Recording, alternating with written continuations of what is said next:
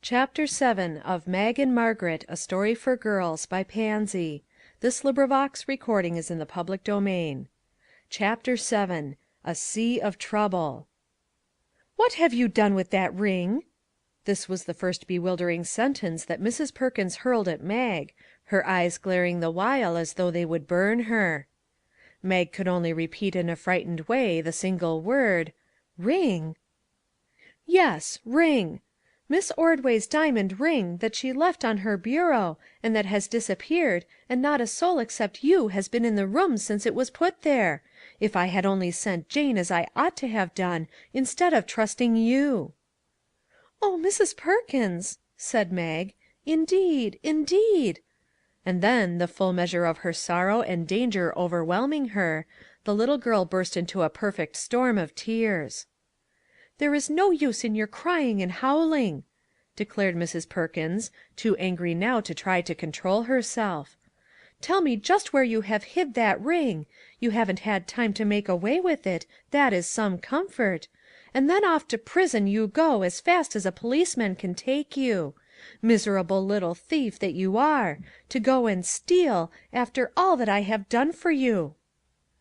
"Mrs. Perkins," said Miss Ordway, coming forward, "let me talk to the child, please. She is so frightened that she can not say anything. My poor little girl," she bent over Mag as she spoke, and even laid a hand on the trembling little arm, a kind hand, "I cannot think that you meant to take the ring. Perhaps you were only looking at it when I startled you by coming in; and then you slipped it into your pocket until you could have a chance to put it back. Isn't that it? Let me tell you about the ring. It cost a great deal of money, but that is not its greatest value. It was given to me by my dear, dear mother just before she died. I was to wear it always for her sake; and I do not often have it off my finger. I would not lose it for anything that I have in the world; and I know you would not keep me from having it, would you?" Mag was crying bitterly all the while, but her sobs grew less heavy while she listened to the low, gentle words. The moment Miss Ordway stopped, she burst forth, "I wouldn't have taken away your ring for anything in the world. I don't steal. Mrs. Perkins thinks I do, but I don't. And I didn't see your ring, Miss Ordway. I saw it shining on your finger once, but I mean I did not see it in this room." "Don't waste any more words with her, Miss Ordway," said Mrs. Perkins in her hardest tone. "The child is evidently a skillful little liar as well as thief. It serves me right. I ought not to have trusted her. She stole raisins from me the other day and told an up and down falsehood about it; but I confess I didn't think she would take anything but things to eat. I will send for a policeman and will have her things searched and find your ring, unless she has swallowed it as she did the raisins. She will have to be sent to the House of Correction or some other house. I can not harbor such a creature any longer. I know that. I've done my best to teach her what is right; and I give you my word for it, Miss Ordway, I never suspected her of taking so much as a pin until the other night, or I wouldn't have had her around."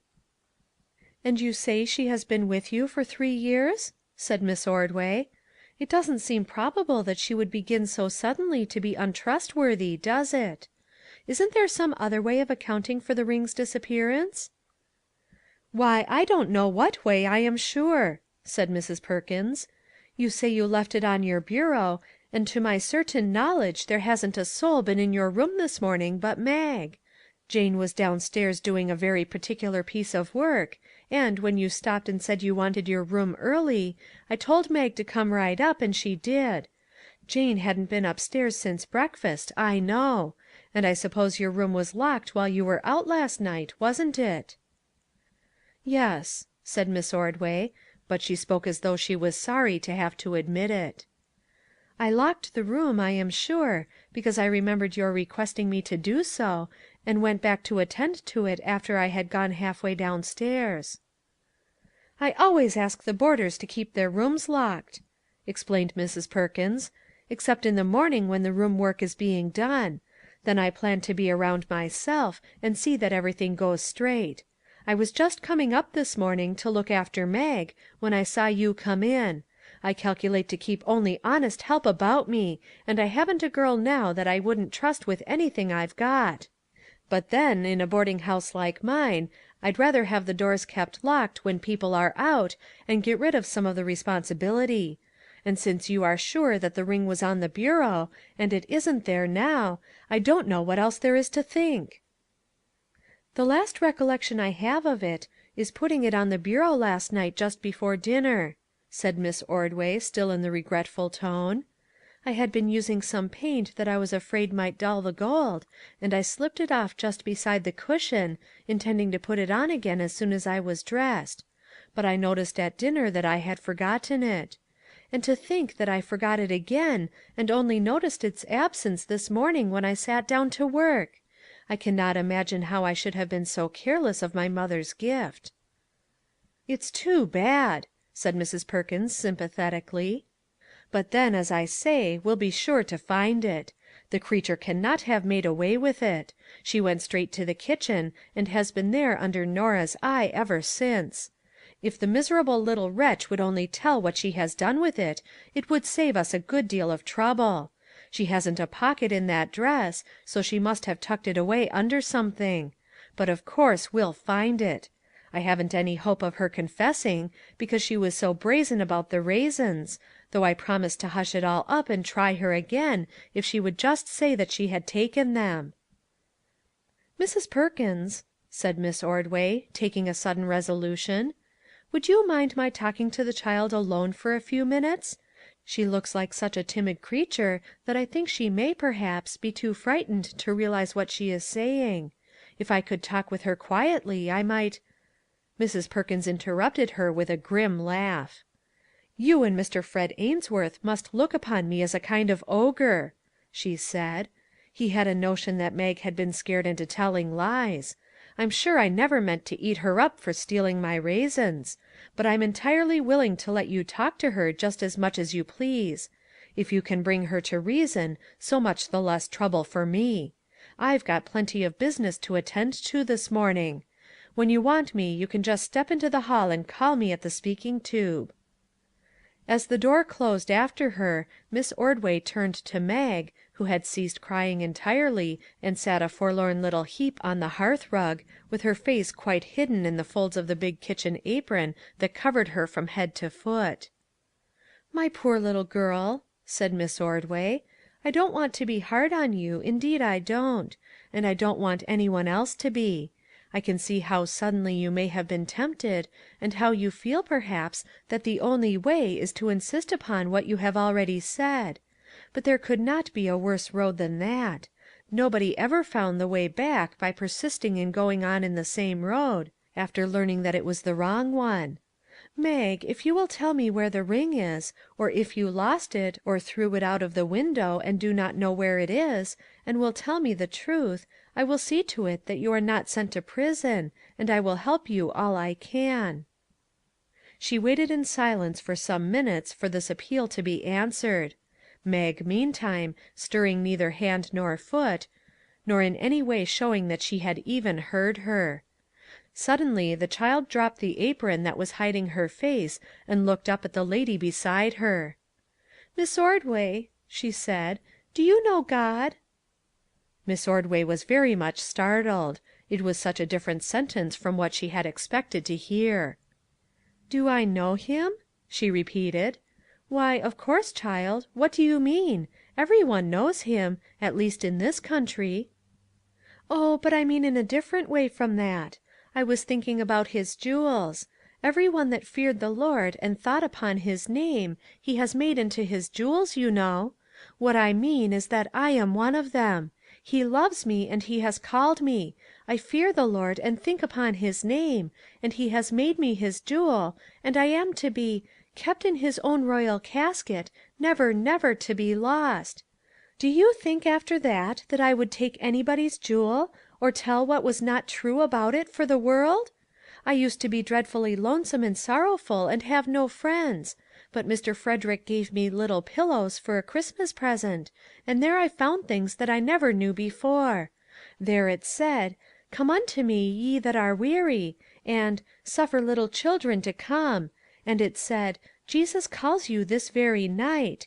And it told me to stretch out my hand and say, I am coming, Lord Jesus, and I did. And he took me, and I have been one of his jewels ever since. Do you know him that way, Miss Ordway? And do you suppose one of his children would tell a lie about anything? I did not take Mrs. Perkins's raisins. I did not so much as touch them. And I did not see your ring. Can't you believe me?" "Yes," said Miss Ordway, earnestly, "I do believe you, child, and I declare I will, however much the circumstances may be against you.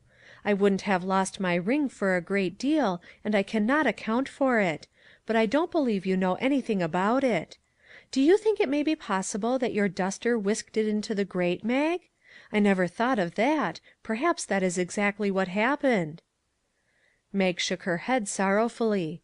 "No, ma'am," she said, "I don't think any such thing could have happened; not when I was dusting. I was very, very careful. I took up everything one by one, and laid it down again so as to be sure to get them in the places where they belonged. But I will pick every piece of coal out of the grate as soon as the fire is down, and look in the ashes and everywhere. Oh, I hope you find it, Miss Ordway! I haven't got anything of my mother's. Is that the only thing you had?"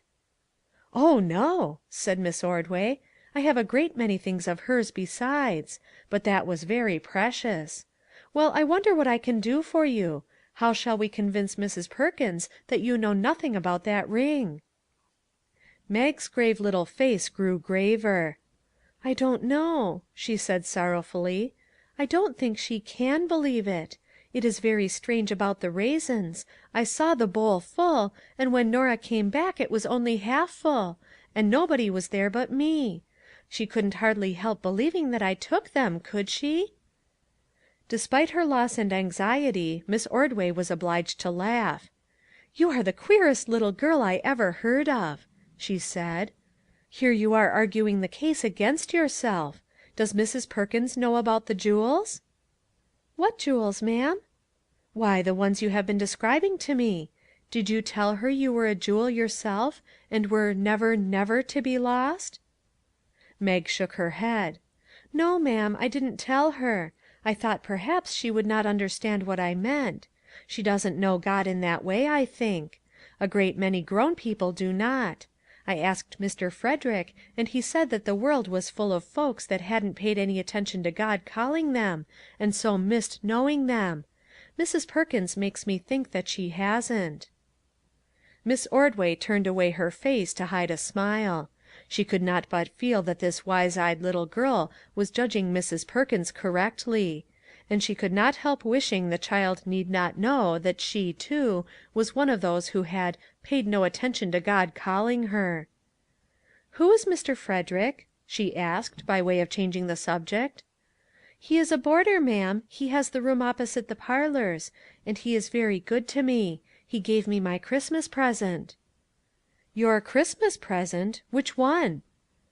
"I never had but one, ma'am; just my little book, and I love it dearly. It is my 'Little Pillows,' where I learned what I have been telling you. Oh, and he lent me a book, too, 'The History of England,' and I am reading in it every day. Mr. Frederick has been kinder to me than anybody ever was before." "And you never had but one Christmas present? You poor little mouse! This Mr. Frederick, as you call him, is a mere boy, isn't he? Does he sit next to Miss Annie at table?" "Yes, ma'am. Oh, no, ma'am, he is a young man; and he knows a great deal, and has lots of books. He studies late at night sometimes, and he is very good to me." Miss Ordway laughed. "I don't believe he is many years older than you are, child," she said. "But no matter, he knows how to be good to a little girl, it seems. That is more than some older people know. Let me think what we would better do. If I were you I would go back to my work just as though nothing had happened. I will see Mrs. Perkins and ask her if she will let you, and, in the meantime, you and I will look everywhere for that ring and see if we can not find it. I will let the grate fire go down, and, when it is out, you can look in the ashes as you said; and we'll hunt under the sofa, and chairs, and in all imaginable places. I think we shall find it." "You are very, very good," said Mag earnestly. "And, Miss Ordway, wouldn't it be right to ask God to help me find it?" "I suppose so," said Miss Ordway, stopping short and giving the child a curious look. "I'm most sure it would," said Mag gravely, "because, when he called me to come to him, and took me, and made me his jewel, why, he loves me enough to want to help me about everything. Shouldn't you think so?" "It looks reasonable," said Miss Ordway, trying not to smile. "I mean to ask him," said Mag. "It can't be too small a thing to ask him about, because it is a very, very big thing to me, and so it is to you, isn't it? But oh, isn't it strange where it can be?" The door bell rang at that moment, and Mag, consulting with Miss Ordway, decided to answer it just as usual. As she went out of the room, Miss Ordway thought: "That is either the most complete little hypocrite that I ever heard of, or else she is an unusually honest and interesting child. I mean to seek the acquaintance of the boy, Frederick, of whom she thinks so much, and see what his opinion is. Meantime, I must find Mrs. Perkins and beg for a flag of truce. The child shall not be carried off to prison, anyway." CHAPTER 8.